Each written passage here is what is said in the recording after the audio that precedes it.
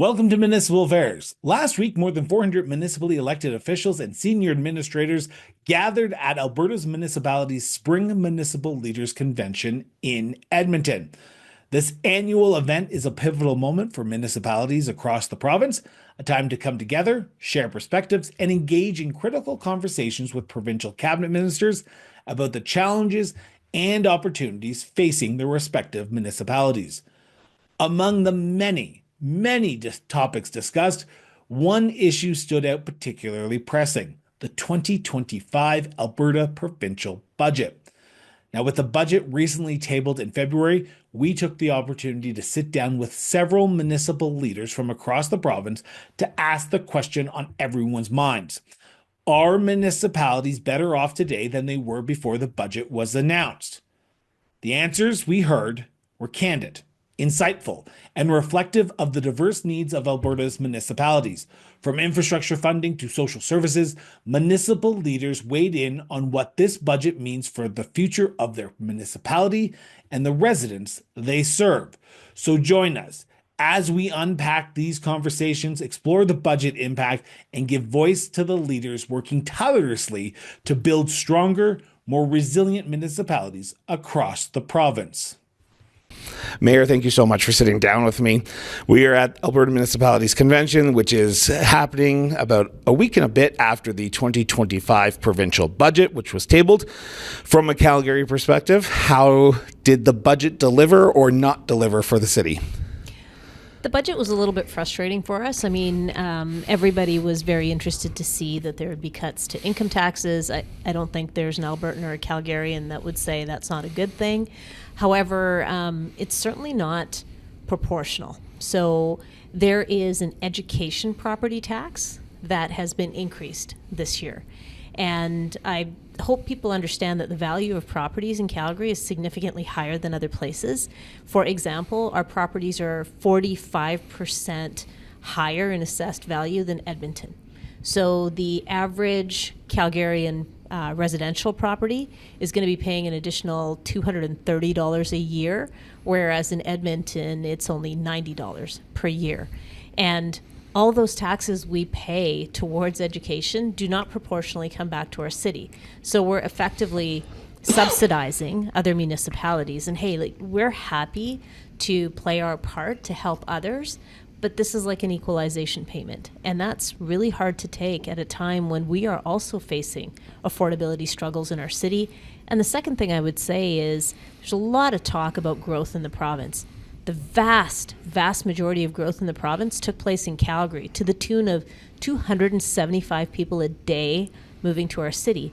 And yet there's no infrastructure investment. So this was a hard one to take. So I live in the Northeast, and every time I go out to the Ring Road, I always see the big construction projects that are going on the outskirts of Calgary. You talk about the infrastructure challenges. Is there a number that Calgary would have been pleased with when it came to this budget around infrastructure funding? Because I know as mayor, but also on the Big City Mayor's Caucus, infrastructure has been talked about. What's the number?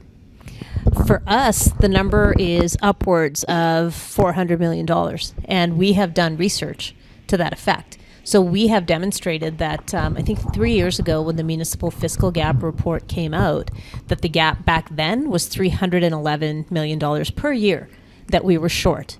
And now that number is up over $400 million per year. So that's what we needed to see.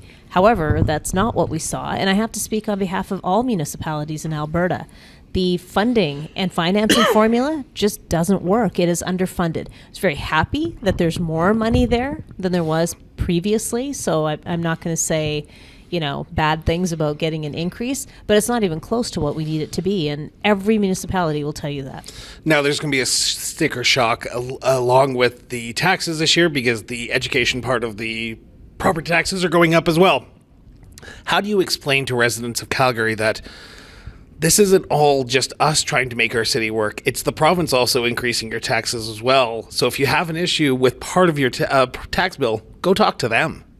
Well, just today, earlier this morning, we heard Minister McIver say please tell your residents that a big proportion of their taxes is coming to the provincial government in the form of an education property tax. He said, you can tell them that. So we have tried telling people that. We have done this on numerous occasions. I come on programs like this. I speak to the media regularly. We do interviews. We post information. But the fact is that when you get a bill from the city of Calgary, it looks like it's only the city of Calgary that's benefiting. So I will say it again.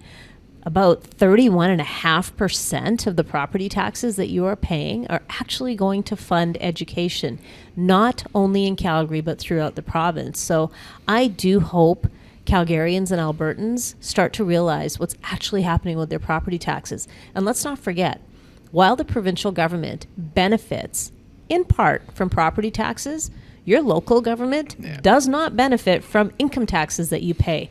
We are the order of government that only gets about 10% of the total taxes that your household pays. And yet, we provide roads and transit and snow removal and clean drinking water and all of the things you need every day to have quality of life. We're recording this at 3:46 on March 6th, and as of this morning, I would have had a completely different question for you, but as of right now, Donald Trump has lifted the tariffs on Canadian goods, and I know Calgary was one of the cities that would have been impacted the most by these tariffs with the resource sector, with the energy sector. Short term, long term, how does the city of Calgary move forward with such a whirlwind going on in the 1600 Pennsylvania Avenue, the White House right now? We have no idea what's going to happen at 347, frankly. We don't know what's going to happen tomorrow. We don't know what's going to happen day to day. There is a method to President Trump's madness. He likes chaos because it throws everybody off kilter. So the biggest thing we have to do is remain steady and calm and be laser focused on tariff proofing ourselves and future proofing ourselves. We should have understood during COVID that supply chains were being disrupted. We should have stepped up and done more locally. Now we have another indication that we need to be doing more locally. I am really encouraged and impressed by Canadians standing together and saying, wow, we need to do better locally. And I can tell you that as a city, we just made a major announcement last week about the Prairie Economic Gateway. For anyone that doesn't know what it is going to be a rail-served hub that uses the Canadian Pacific Kansas City Railway line to ensure that we can ship goods not only from Canada through the U.S. to Mexico, but across our country as well. We have other port authorities very excited that they have this opportunity. Port of Prince Rupert has spoken with us and said this gives them another alternative to ship goods. So we are working hard as a Calgary region, and I have to thank Rocky View County for being a partner in this. We are working very hard as the Calgary region to make sure we can secure supply chains in Canada. We are working to be the strongest inland port in North America, but that took 3 years to realize this vision. So we need to get to work to make sure that we are protecting Canada and we are protecting our industries and getting back to more local manufacturing. Now, as I said, we're recording this on March 6th. Is the city of Calgary better off today than it was on February 26th before the budget was tabled? Well, I would say that the city of Calgary has, over time, done a very good job in ensuring that we are doing as much local procurement as possible. We got an update from our administration saying that 95% of our procurement is either local to Calgary or to Canada or from countries other than the United States, and that's impressive. Yeah. I know that we have also worked hard to make sure some of our big projects that are underway right now could have had their procurement done before the tariffs went into place. So I would say we are a leading city and we have been as proactive as we can be. But when I think about the impacts that are coming to the energy sector, when I hear from beef producers that they are worried, about their industry being decimated, that's a lot to take. And I would ask the provincial government, I appreciate that within your budget you set aside $4 billion as a contingency for tariffs, but what's the plan? Yeah. Like, there's no program, there's no plan. And I actually heard Minister Horner say last week in Calgary, well, that's if the welfare lines start. That's too late. What's the plan now? What are we doing to help people who are hit hardest by tariffs?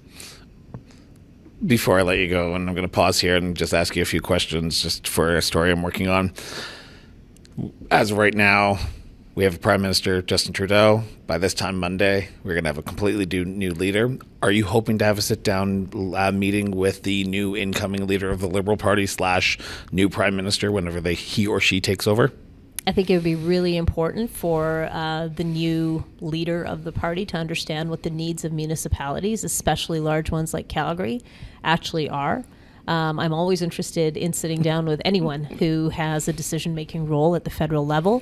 We were able to do so as big city mayors. Our caucus met in Ottawa last month, and we delivered a very clear message that cities are the economic engines of this nation. And an investment in infrastructure is not just an investment in a roadway or a water pipe, it's an investment in the economy.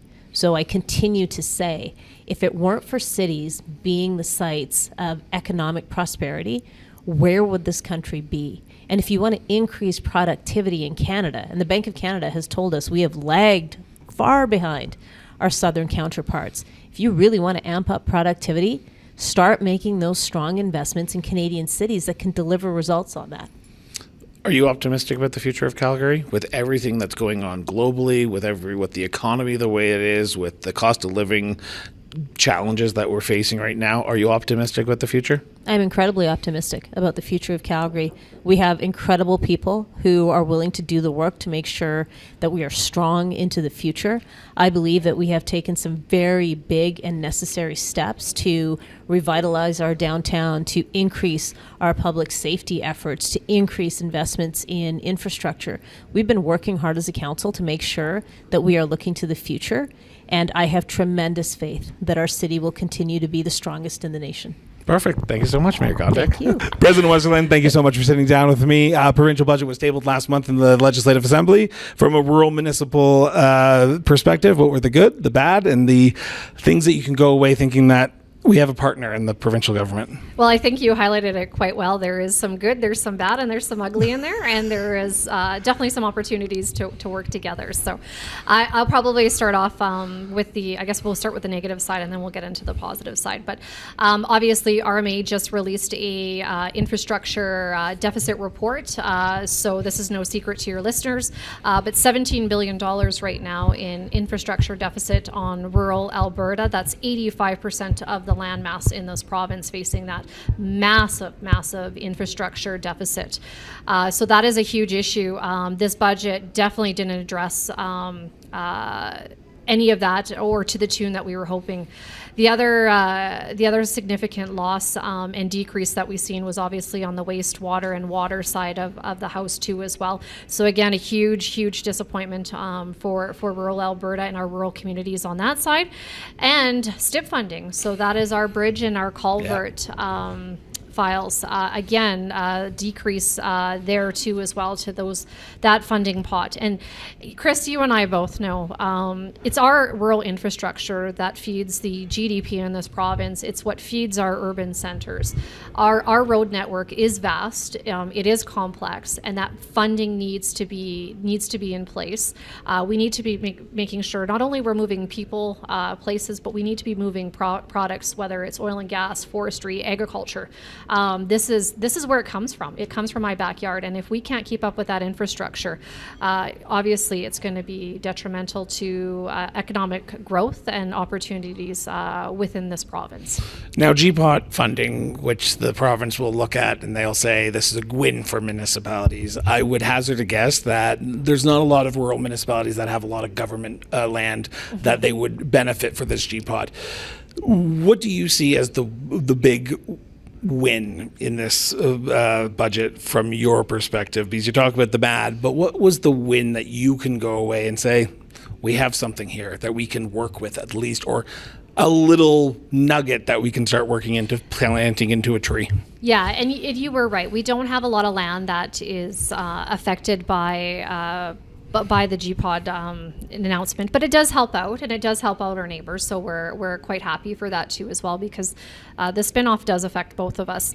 One other piece, we're already working closely. Minister Schultz's office has reached out directly to RMA, both to myself and both to our staff. And there's going to be some nuggets, some positive and little gold nuggets that are going to come out on the environmental side and with that ministry. So we're very, very hopeful that there'll be some wins for rural Alberta within those ministries. And I'm looking forward to having an in-depth conversation too with Minister McIver shortly. We are looking at, obviously I'd be amiss if I didn't mention our unpaid oil and gas. Literally about to take about the next line of questions out of my mouth, because it is March, and if there's anything I can rely on in March is I have to pay my property taxes, which I just did. Thank you, City of Calgary.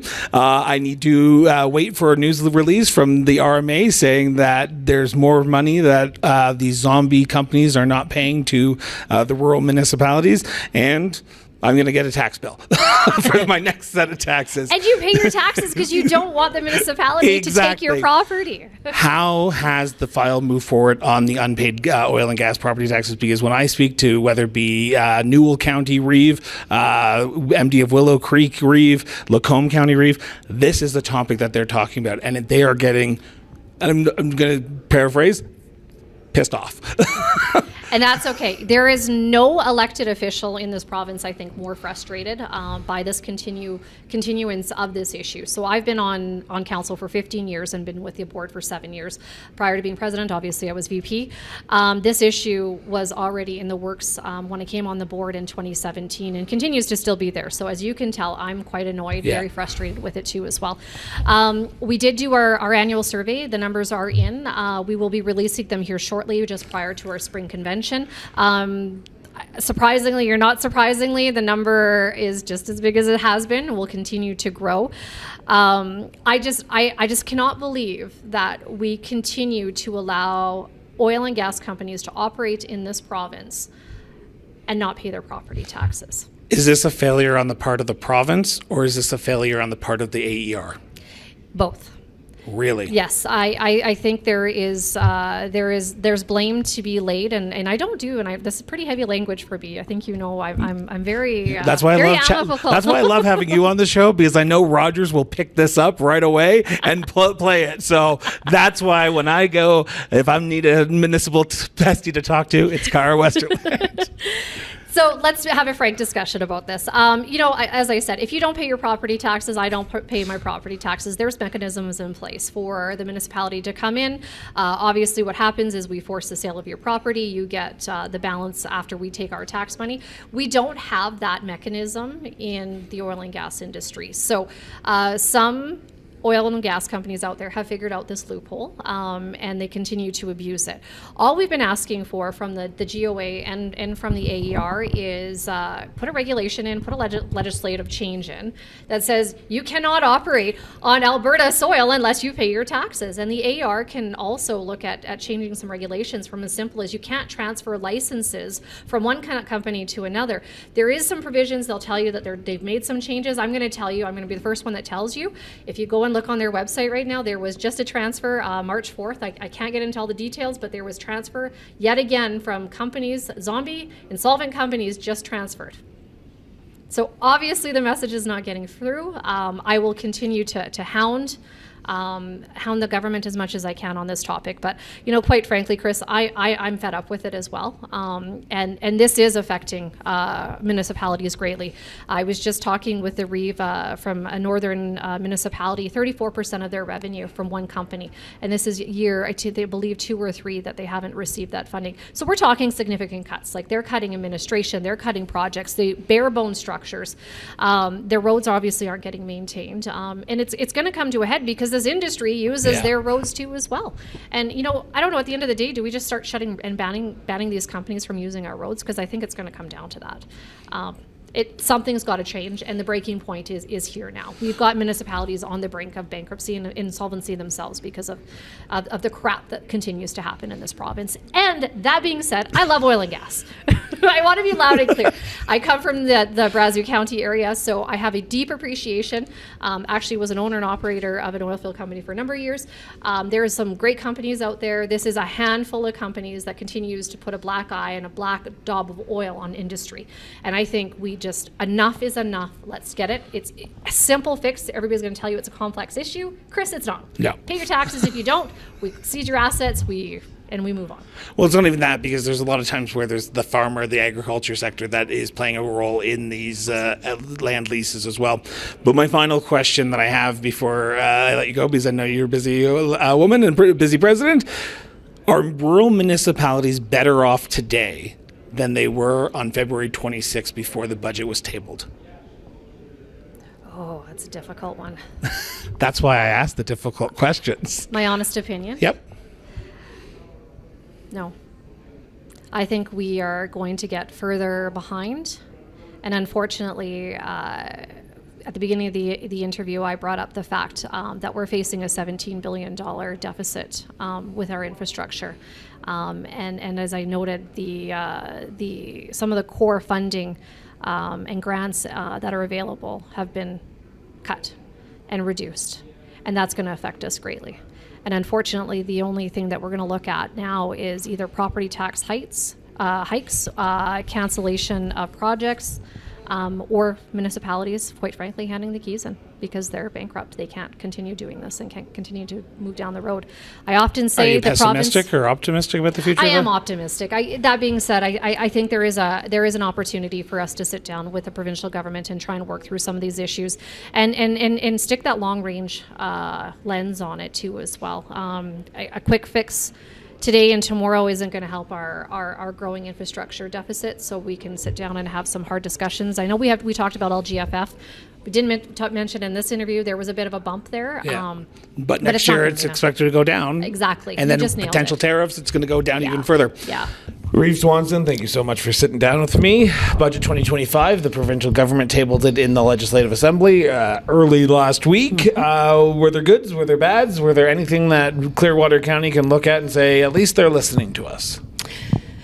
The LGFF was not a surprise, of course, because we were told last year by Minister McIver what that would be. Of course, as a municipality, stable, predictable funding is always crucial for planning our own budgets. Was I surprised at the deficit? Not really, because we understand what the pressures are within our own municipality of the increased costs of projects that are going forward or that we have tabled, and some get shelved because you don't want to incur that extra 25%. That's going to be a bad word, but anyways, in reference to but the potential tariffs as of April now. Yeah, because it seems like we keep on going back and forth on that. Exactly. But it will affect the budget. Will have. There was a $50 million investment through Minister Trichin to do the 20 of Highway 11 from just outside of Rocky Mountain House to Highway 22 south.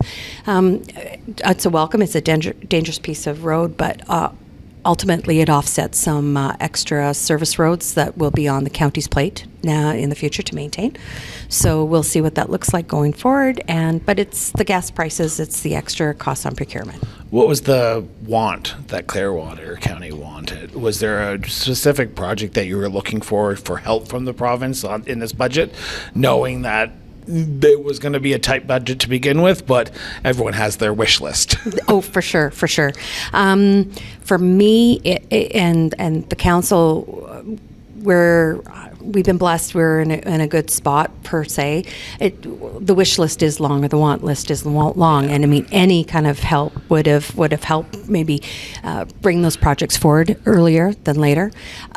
But ultimately, we are going to continue on and plan on the projects that, for example, anything to do with our recreation out west, the Nordic expansion, the community expansion there, and of course roads and bridges. Those are number one. Because the STIP program didn't get increased, and That's that right. is a huge fund for rural municipalities. One area that a lot of people aren't talking about, but it is something that is going to be happening. You're sending out your tax notices here in a few weeks. That's in at your municipalities. Property taxes are tied to municipalities, but there is one line item in that property tax that is tied to the provincial government. That is the education portion. The province increased that education portion, and I would hazard a guess that if I went to Clearwater County, not a lot of people understand what the difference between an education portion and the just regular property taxes. How do you communicate to the residents of Clearwater County that while you're going to see an increase, this isn't fully on the backs of the municipality? The province does have a role to play, and they are the ones who are charging you now 3% or 1%, whatever it is. Right. The county has been blessed with 2 new schools in our county. So with that, we're very thankful. I agree with you that most residents do not understand that school tax. There's actually another tax that I wish we could put a line item on as a county that we can't officially put on our tax notice, and that is about policing as well. Yes. So that's missing again another tax that our residents should know about publicly. But the school tax, I would say for the most part, people are understanding. We understand that needs to happen. We're supposed to get a new school within the town of Rocky Mountain House. They're combining 2 elementary schools, which is great. Education as a whole, I think that's important. But the minute you start closing down schools, you start losing communities. Is Clearwater County better off today than they were on February 26th prior to this budget being tabled? Of course, the answer is no.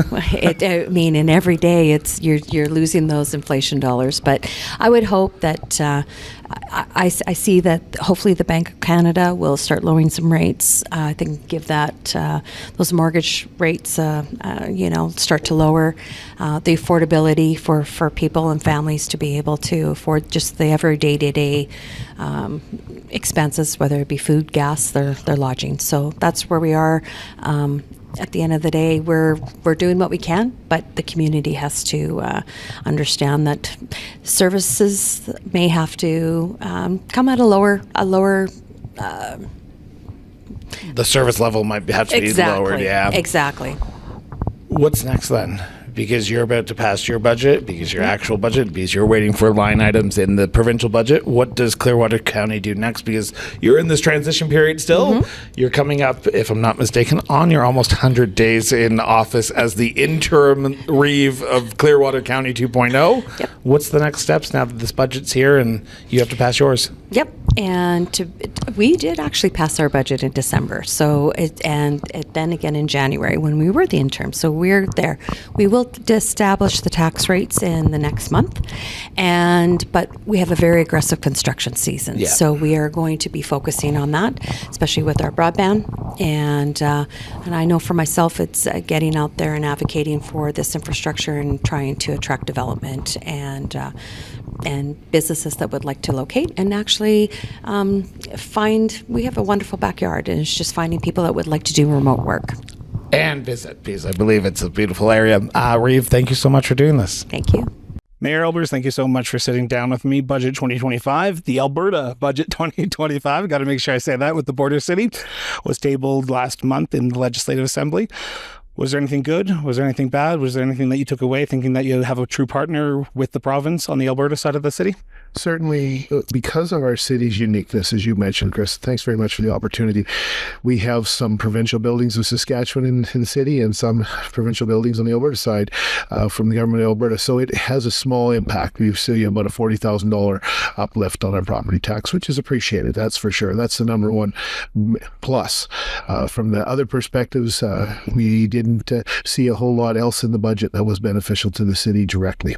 Really? Yeah, it was a little disappointing from that. So was there anything that you were looking for specifically? Yeah, it certainly was. We are undertaking a major infrastructure project that has significant impacts to both the Saskatchewan and Alberta side of the city. And we were looking to hopefully access some of that infrastructure money for that particular project to aid in the road development, utilities, water, sewer, and the roads to get to that major investment. Saskatchewan and Canada's made made a commitment to the investment through a different funding stream, through the ISIP program, but we were actually hoping that Alberta would see the value of joining, because it's replacing existing infrastructure in the city that's got to a point that it's just not worth maintaining, that to put the good dollars into it to maintain something 60 years old. And the economic benefits of that new infrastructure would be huge. And we were really hoping to see the government be able to find that support. Now, prior to the recording, off the recording, I was talking about how the education property taxes, our education portion of the property tax will not affect Lloydmisnter because your education curriculum comes from Saskatchewan, but you corrected me on that. Same question I've asked a few other mayors. How do you tell your residents that their property taxes are going to go up even more because the province has set the education property tax themselves? So we will be doing some work through the city communications team, but I have the pleasure of writing a weekly article, and I will be that'll be one of the lead articles now going forward. Is we can tell you have a property tax increase guaranteed of 2.5% basically from the government of Alberta that pays for, and this is one of the long-standing discussions among many mayors and councils, is how do we help our taxpayers understand that they don't write a check for X to the city or to their town or village or their rural municipality. They write a check that includes money that we just simply hand over with no service fee attached. One of the interesting things federally and provincially, when it rolls down, they usually take about 7% for handling the money. I'm sure most municipalities would love a 7% collection fee of the school taxes just for some of that perspective, but it doesn't happen. So that is an issue that we're going to continue to relate to our taxpayers twice over. There is a tax increase incoming, and simply that money that's collected is a flow through. We simply receive it and we send it on, and it's a huge challenge. But again, it'll come down to communication, and hopefully our media, like yourself and those in the local media, will pick it up and say, "What's this 2.5% tax increase you're talking about already?" Bang, it was a provincial levied through the education. We heard the minister earlier today say you're only paying 31.6% of the cost of education, but it's more by the taxpayers. We are recording this on March 6th. In 13 days, I'm off to Regina. I am off to Regina as well, because there's a Saskatchewan budget that is going to be tabled. Absolutely. We talk about the Alberta side. What are you hoping for from the Saskatchewan side and Premier Mo? Well, certainly there's a lot of hopes, but I think it's going to be a very fiscally restrained budget, because what we saw in Alberta talk about leading into the tariffs, now Saskatchewan's living the tariffs. And that's one of the reasons we believe that the budget was delayed so much, is they were waiting to see if this was going to actually happen. So I'm sure there's some last minute failoring of numbers trying to make this all work. I don't have any huge expectations from that perspective, because again, revenue sharing in Saskatchewan is different from Alberta. It's tied to the provincial sales tax, 3/4 of 1 percentage point. That number is, and it's 2-year lag. So the number's already there. So now I just hope we don't get any more curveballs, because again, the province there is trying to maintain a balanced budget or get to a balanced budget. And we often see one of the easiest areas is to reduce municipal spending, because it's one of those things they don't have to directly answer for. And that's a huge challenge, and we'll continue to face that head on. Have you had a conversation with Minister Ryder? I have not yet, since his appointment to that position. It's been a challenging months getting in to see ministers, but I will have the pleasure, hopefully, of seeing him in early April after the budget's dropped. But this is with Suma. At Suma, and we also have a city mayor's caucus gathering prior to before Suma, a couple weeks before, where we have the opportunity to chat with some of the ministers. So it's a difficult position, and we've heard that from Minister McIver here today, and from that perspective, it won't be much different. I kind of usually call it the opposite side of the page of the book, because it's the same book, it's just two different pages, one's Saskatchewan, one's Alberta, and they do mimic each other very closely sometimes. Mayor Jay Bush, thank you so much for sitting down with me. We are recording this a week after the provincial budget was tabled in the Legislative Assembly. Was there good? Was there bad? Was there indifferent for the great community of Mayerthorpe, Alberta? Well, I don't think I'm going too far out on a limb when I say largely indifferent. How so? Yeah, I didn't see anything in there that was gonna, that would make me do handsprings about what we've got going on in the community. But we're going to keep doing everything we always do, which is that little engine that could sort of a thing, and just keep going and doing our thing, and we'll make it work. What was the want that you had? Was it infrastructure? Yeah, you got to talk. When in doubt, talk about infrastructure. Yeah, on when this in show. doubt, you're right. You're not wrong there, Chris. Capital funding is certainly a gaping hole in, I think, every municipality's budget right now. We've got so much to do and only so much money to spread around, and it's spread pretty thin already. So, we continue to try to do the things that are most important to our community members. And, sometimes it's fluffy stuff, and sometimes it's down and dirty, like fix my sewer line on my street or something like that. But there's only so much money to go around. We just got news the other day. We've got a water line situation that we need to take care of in my town. And, we got the report back for the tender. It's $200,000 more than we had budgeted for. So now we have to try and find another $200,000 to be able to do this water line project in my town. So yeah, it's the struggle is real, dude. The struggle is real. I think I probably could guess the answer to this question, because after that statement, is the municipality of Mayerthorpe better off today than it was February 26th before the budget was tabled? No. Really? No, I don't know. Okay, I'm actually surprised that you said no like that quickly. No. Largely because Because they said that you got GPOT back in 2 years' time to full funding. Okay. LGFF is on when the boom and bust cycle. If there's good times, then you'll get it. If there's bad times, then you'll take a little bit less. Yeah. They'll say that that's a win for municipalities because that's what you wanted. Well, and arguably, okay, I will give you that. The return eventually to full funding for GPOT is a wonderful thing. There's no question about that. And yes, we're getting a bump up in LGFF this year, and we asked for this. Arguably, the municipalities asked for this. Tie it to the municipal fortunes. I know that we're going to get a bump this year, but then I know it's part of that's going to go away in a couple of years. So, but yeah, realistically, I guess we just have to be prudent. We have to be mindful that those highs and lows are going to come. And people have been saying for the province of Alberta, we need to start living within our means. We need to start thinking about, we know that oil doesn't always end the year on a high. Sometimes it ends the year on a low, and that directly impacts the fortunes of this province, which in turn impact the fortunes of the municipalities herein. Where do you go from here now? Like I said, Mayerthorpe's a little engine that could. We're just going to keep on keeping on. That's what we always do.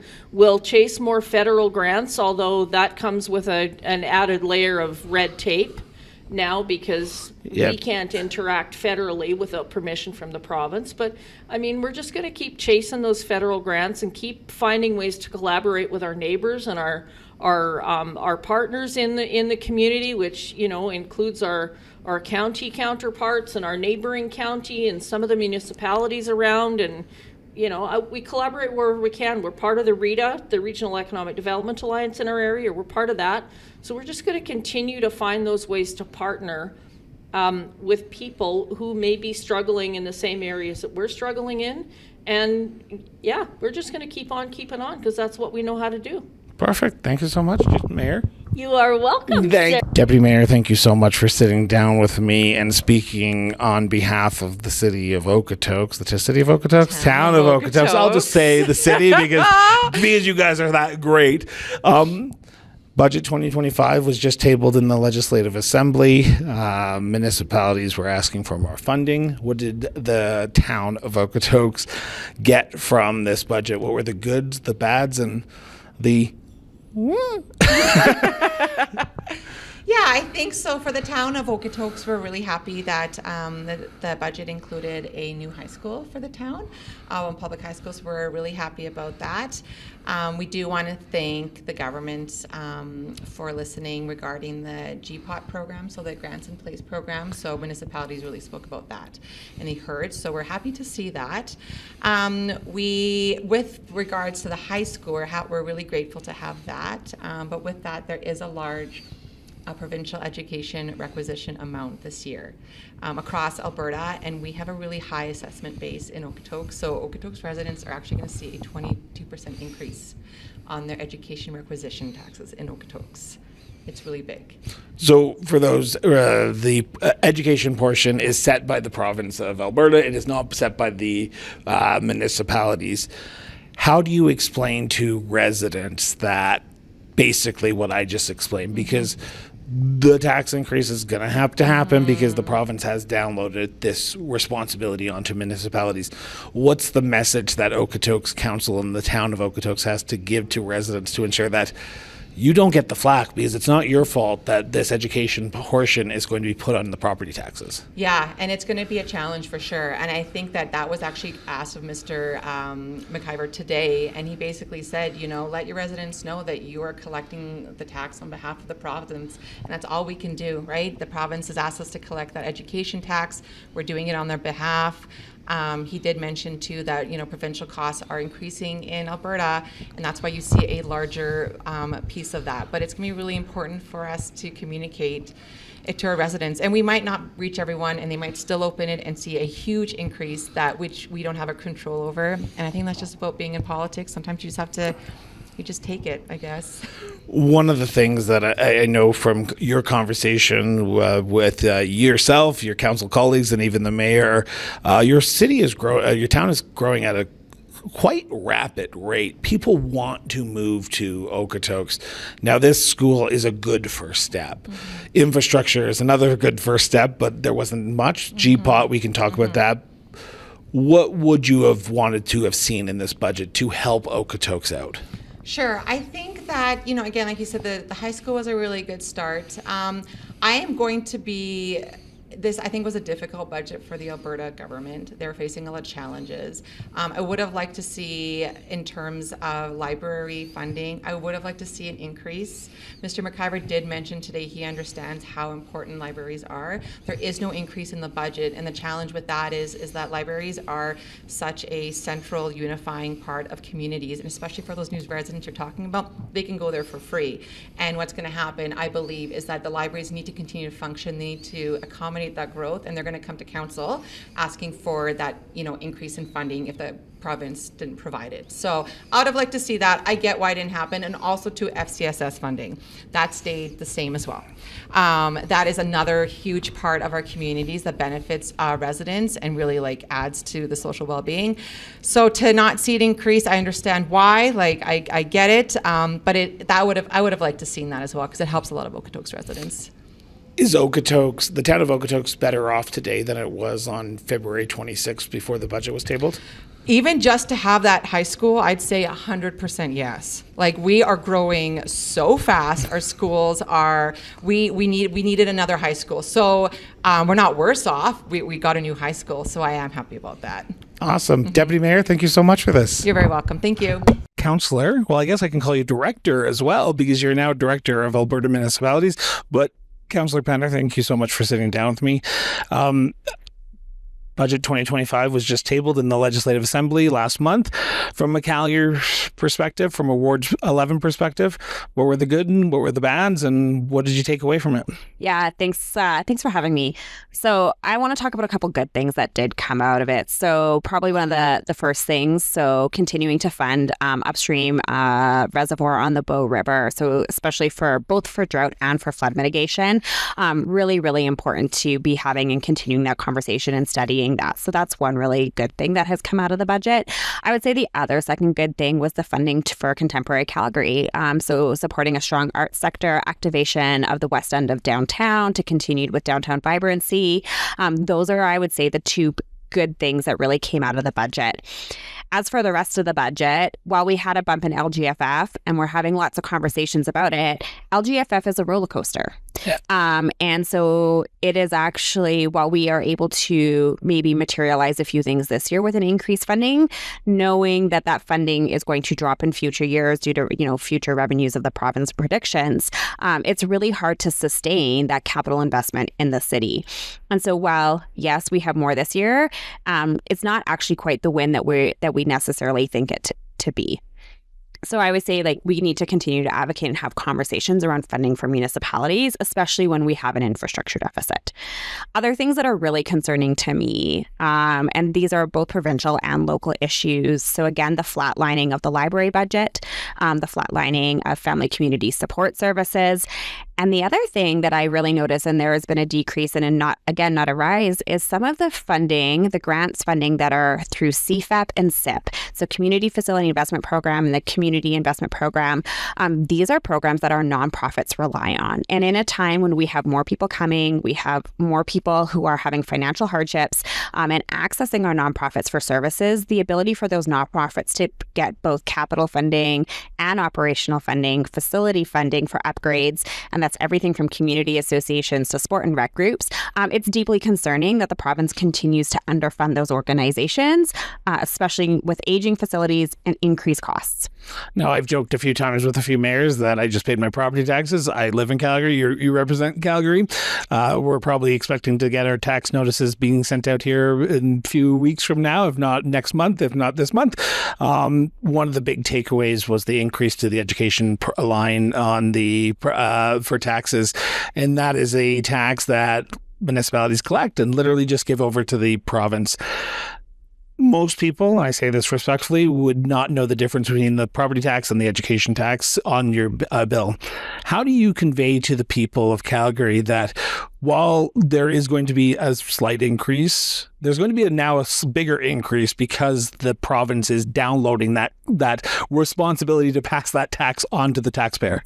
Yeah, so one thing I would really encourage Calgarians to do is to read the insert that comes with their property tax bill. So we've made improvements to our property tax program and the notices that come out that really start to break down where those property taxes are going. And so it will show you what that provincial split is, that over 30% of your property taxes are going to the province for education property tax. So I always encourage look beyond the number and look at where those dollars are going and what they're going to and what that split is for you to understand. We continue to talk about the property tax bill and revising a breakdown and splitting of lines. And these, again, are advancements that we can be making not only as Calgary, but also sharing with other municipalities and how we communicate this out. What's the next step now that the budget has been passed, or has been tabled, I should say? It hasn't been officially passed yet. What does the city of Calgary, what do you as a councillor do now to ensure that the benefits that you did see follow through and the things that didn't really go our way are advocated for towards the next year's budget? Yeah, so a couple things. So one, working with our intergovernmental team to respond and to continue to advocate on the pressure. So one thing I would say, there is still a big gap in the low-income transit pass. And so that is one thing that we need to continue to raise. And so the opportunities for me look like, how do we bring forward resolutions through Alberta municipalities that are not only affecting Calgary, but affecting other municipalities as well? So the low-income transit pass would be one of those that I think we could do some advocacy on. We know we're doing a lot of advocacy on family community support services, so that's there. I think really what it is following through with our planned investments and showing the provincial government how their investments support Calgarians, how we are then co-supporting Calgarians with their tax dollars as well, to have sort of that yes and conversation, to have the here's what we're doing, here's how we're growing, by 100,000 people a year. We're talking about another 75,000 next year. And I think we need to cycle those conversations back to what is the revenue those individuals are generating from their income taxes, and how is that cycling back to municipalities? Because while the property education tax is going up, we also have the province is collecting more revenue just from income tax, and that also should be funding education. And so to say that they needed to increase the education property tax, the dollars aren't actually adding up. So we need to have honest and frank conversations about how we're funding things. And then are we getting our fair share of schools and education? And I think the biggest thing that's coming up for municipalities is the pre-servicing of all of those sites. So the service and who is funding that. And that is still a missing piece in the conversation that we need to be supportive of not only Calgarians and getting schools in their neighborhoods, but have that broader conversation across the province about the actual costs and the responsibilities of who funds school sites. This is your very first conference as Director of Alberta Municipalities. You took over from Jennifer Wyness, your council colleague from Ward 2. How's it been? How's it feel to meet with municipal leaders in a role that you weren't in last time the Alberta Municipalities met in Red Deer? Yeah, thanks. I have long actually been wanting to sit on the Alberta Municipalities Board because there are so many great conversations that we have. And what we do in Calgary is very similar to what happens around the rest of the province. While each municipality has their unique differences, we always do have more in common. And we are stronger when we advocate together. I can wholly get behind that messaging. We have strengths as a city just by virtue of our population and being able to have a larger administration that we can advance on topics and advance on conversations from a position of strength that not all smaller municipalities have from like an administrative capacity. And so in the places that I can support to bring those conversations forward to my colleagues and reflect back is really important. So one of those conversations, for example, is transmission and distribution fees. That's some of our huge in Northeast, Northwest, in North, right? And so how could Calgary help offset that in a really, really big way? Or how could Edmonton help offset that in a really big way that creates a broader win for the entire province? And so it's really important that we're elevating the conversations that what is good for Calgary is what is good for Alberta, and what is good for Albertans is what is good for Calgary too. And so understanding that relationship and how we all need to be strong together. And it's no different, right, than the Elbows Up Canada movement, right, where we are supporting and strengthening each other. We need to think about that provincially as well. Perfect. Thank you so much. Thank you. Mayor Cho, thank you so much for doing this. Greatly appreciate it. Budget 2025 was tabled last week in the Legislative Assembly. Was there anything good? Was there anything bad? Was there anything indifferent that Stony Plain can take away and go back and say, okay, we're working together as a partner with the province? Yeah, for sure. With every budget, it's a mixed bag, as you know.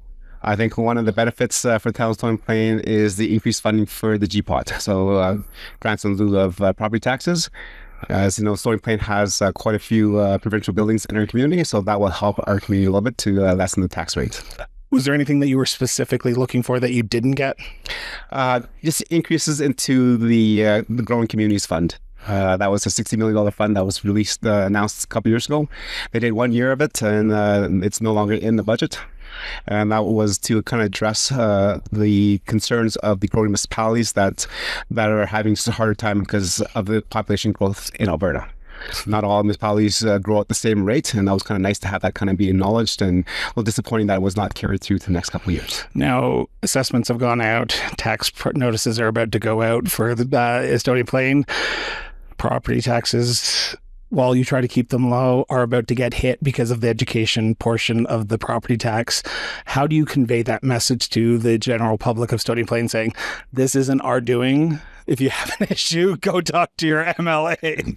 Yeah, it's simple as like passing the buck, but not really passing the buck, right? It's just actually showing where the tax dollars are going. Yeah. And that's having an open house and having those informal conversations with people at the grocery store or getting gas is like, your property tax is at the end of the bill, right? They look at the bottom line and, municipalities have about 65 to 7% of that. And we own that. We show them where that value is coming from, but we have to educate them where the other, 35 to 40% is going. And the education tax definitely makes up a big part of that. And I think the government was making sure that they actually lived up to their policy of, 33% or 35% of the education budget comes from the property tax requisition. So again, that's just them moving back in step with the policies that they've kind of let go to the side. Very political question I'm about to ask, but I think you're ready as the mayor. Is the town of Stony Plain better off today than they were before the budget was tabled? I would say yes. How so? I think just with the increase in the GPON will allow us a little bit additional revenue dollars that we did not have in the past for us to kind of lessen the tax burden for our community. There's nothing we can do with the education tax. So that's definitely something that we'll have to have that conversation with the minister themselves and our MLA representative. But overall, if you just look at dollars and cents that the municipality has to pay, we came out just slightly better. Just going to pause here for a second, cutting in, cutting out with a second question for a different segment. Donald Trump has announced tariffs on Canadian goods, resources, and that's going to impact municipalities across Canada. How would you see, how is it going to impact the people of Stony Plain and the municipality of Stony Plain? Well, definitely within something, we have a few larger businesses in the community that actually ship overseas and down to the United States. So that's going to have a huge impact on them if they're bringing raw materials over at 25% tariff and then sending it back at another 25% tariff. It makes it really unsustainable for the business models. So we might see a decrease in that kind of the jobs and the product that's getting produced in Stony Plain. Is there anything proactive that Stony Plain's doing to ensure that you buy Canadian, buy Stony Plain, buy Alberta? Yeah, definitely. A lot of our, as a smaller community, a lot of our public works staff, go to the co-op, go to the local site. So when we need stuff, it's there. And usually when we need fuel, it's tendered out to local business in the community first. And then from there, then we'll go a little bit wider up that. I think we've always had policy of giving an extra tick to local and regional businesses, because one of the things that we look for is involvement or contributions to the community. So, we can't always choose them, right? But we give them an extra tick so they do have a little heads up a little bit. But that's how we try to navigate that kind of scenario. Do you think Stony Plain can weather the storm? Yeah, I think Stony Plain is resilient. We've been along for quite a few years, and we've had to deal with lots. I don't know if you remember the story back in Stony Plain in the mid-1980s. Stony Plain was almost bankrupt. The mayor and the town manager at that time went to the Office of Municipal Affairs and handed the keys. So I tell you, Stony Plain has gone through lots, and it will continue to rise from the ashes from back then and continue to grow and build a prosperous and vibrant community for our residents. Mayor, thank you so much. Mayor Hansen, thank you so much for sitting down with me. Budget 2025 tabled last month in the Legislative Assembly. From a municipal perspective, from a Sylvan Lake perspective, was there anything good in it? Was there anything bad in it? Was there anything in it at all that makes you feel good that the province is listening to municipalities? There's quite a few still yet to be determined for Sylvan Lake. I think the biggest thing we were looking for out of this last budget was a school announcement, something we desperately need in Sylvan Lake, and there's no news yet. But from history, we know that's not necessarily a no, so we're waiting patiently and hoping that's still coming down the pipeline for us. Last year, the province did announce that if the municipalities put the infrastructure in place, put the zoning in place, the province will come to the table. Is that all in place? Are you ready? We're ready to do all the things and be great partners at the table. We're in a really unique position in Sylvan Lake that we have two different school districts that are looking to partner on it, our Catholic and our Chinook's Edge school district.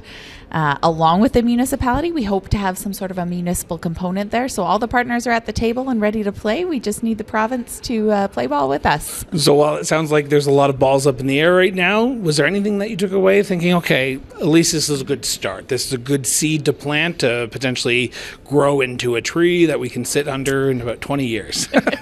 Yes, I'm using the analogy that everyone uses these days. Right.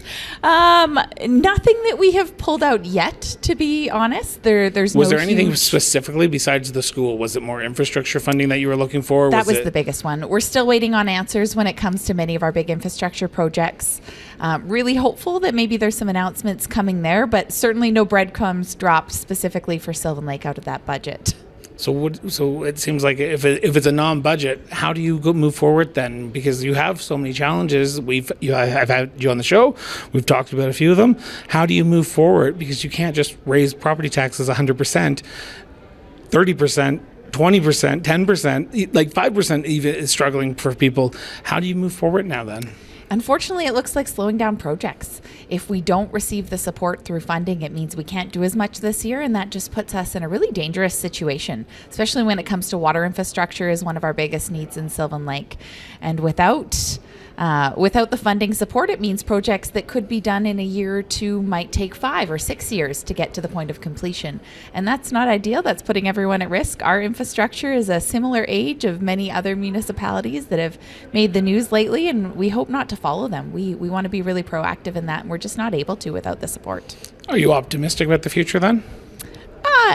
I think that municipalities are incredibly resilient, and I'm optimistic about Sylvan Lake, but it certainly would move things along faster if we had a great partner at the table, and we're still hopeful for that. There's still some time for announcements to trickle out, and maybe that will be the case for us too. So stay tuned before I comment too negatively. There you go. Going to pause there for a second. Just going to jump back in. I have 2 other questions, and it's about what's going on globally right now.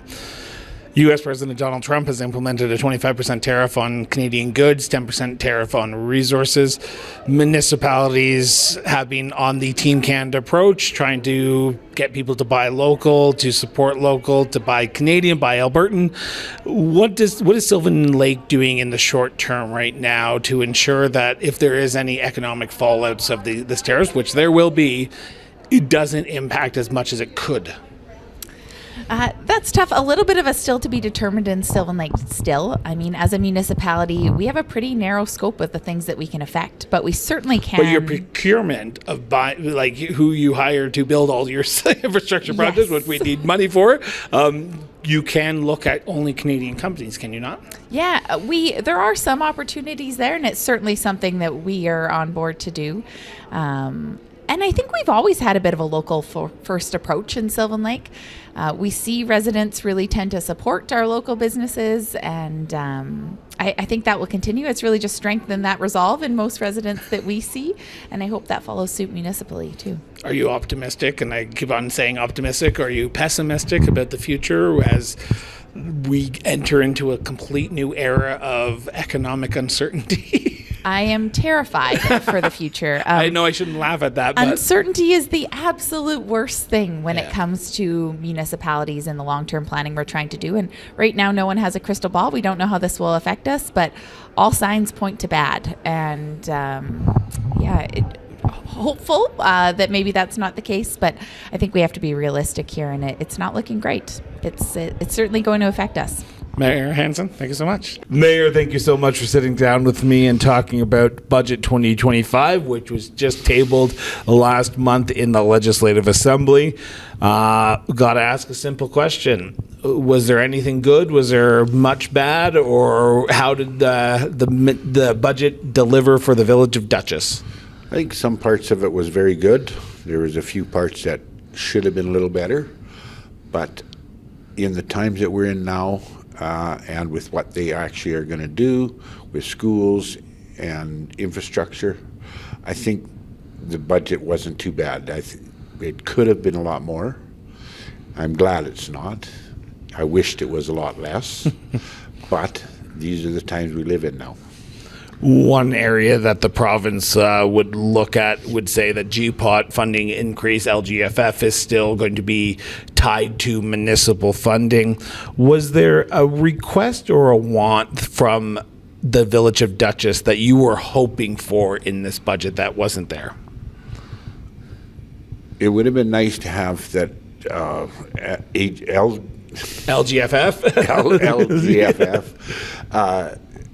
I mean, this year it went up a little bit, but being it's averaged over the last 3 years, next year it's not going to be as good. And I wished it could have been a little bit more for infrastructure and everything else that we could use it on. You and I have chatted a few times, whether it be for the show or just in person, and I know housing is a big issue in Duchess and building housing and getting more housing built. What's the magic bullet to solve the issue of getting more housing built? Because developers aren't there anymore. The small developers aren't there. They're gone. What do you as the municipality do to attract those developers or attract residents or attract programs and grants to get housing built? We did get an accelerator help from the federal government, but with working with it, we have 5 years to do all the initiatives that we put out.